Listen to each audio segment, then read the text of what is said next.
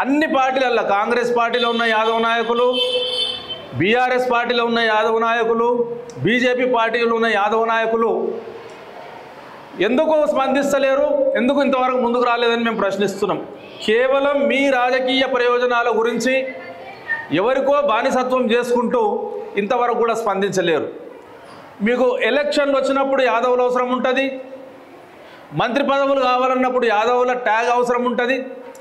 కానీ ఇంత నీచమైన, ఇంత దుర్మార్గమైన పని చేసినప్పుడు మాత్రము యాదవ నాయకులు ఎవరు కూడా స్పందిస్తలేరు. కాబట్టి ఈ యాదవ సంఘం తరపున యాదవులలో ఉన్న రాజకీయ నాయకులకు అందరికీ కూడా హెచ్చరిక కూడా చేస్తున్నాం, మనవి కూడా చేస్తున్నాం.